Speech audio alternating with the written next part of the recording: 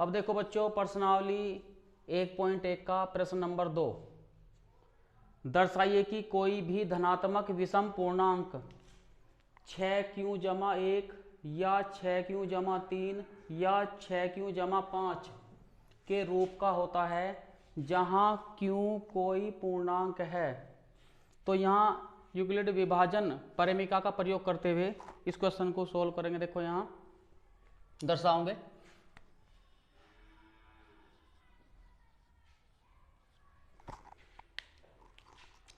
तो यहां लिख लेंगे पहले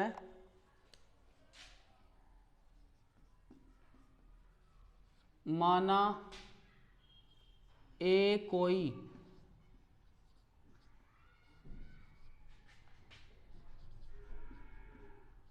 धनात्मक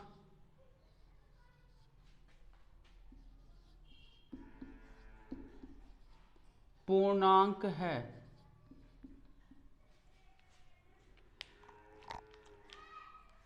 तो देखो तब a बराबर BQ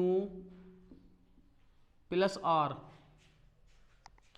जो a है यह क्या हुआ, भाज्य, और मैंने बताया था इससे पहले वीडियो में, और b क्या है यहाँ पर, भाजक, और q है भागफल, और प्लस R क्या है, शेषफल। अब होता क्या है, देखो यह जो R है, देखिए यहां लिख लेंगे जहां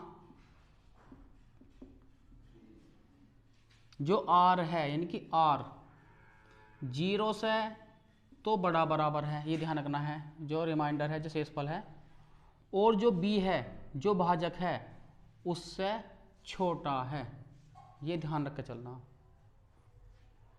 अब क्योंकि अब देखो B क्यों है यहाँ, अब B के स्थान पे जो है यहाँ क्या दिया है, देखो 6 दिया, यानी कि B की जो वैल्यू है यहाँ क्या रख के चलेंगे, इसमें 6। तो चूंकि B बराबर कितना बनता है, 6, तो तब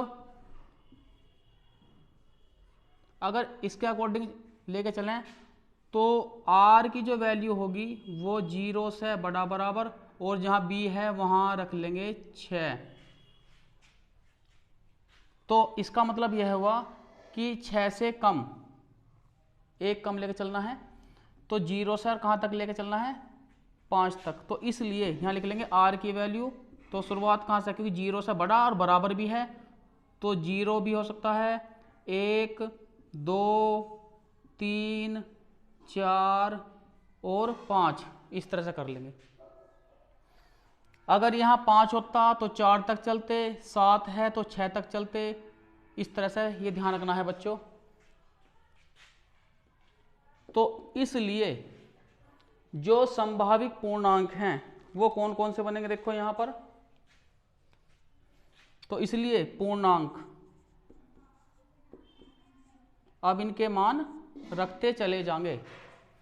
देखो जैसे B के स्थान पे यहां 6 रख लेंगे, तो 6q जमा R का मान पहले 0, तो 6q/0, इसके बाद दूसरा फिर 6q लिख देंगे, यानी कि R की वैल्यू बदलते चले जाएंगे, तो 6q/0, फिर 6q/1, 6q/2, 6q/3, इस तरह से रखते चले जाओ। 6q/1,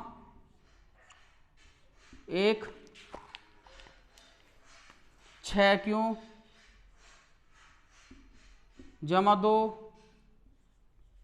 6q/3, 6q/4, 6q और /5, इस तरह से। तो इन्हें इस तरह लिख लेंगे, देखो 6q/0 को 6q, और बाकी न्यू का new 6q/1, 6q/2, 6q/3, 6q/4, 6q/5। अब इसमें जो पूर्णांक है एक सम, विषम, सम, विषम, सम, विषम, इस तरह से है ये। तो यहां लिख लेंगे जिनमें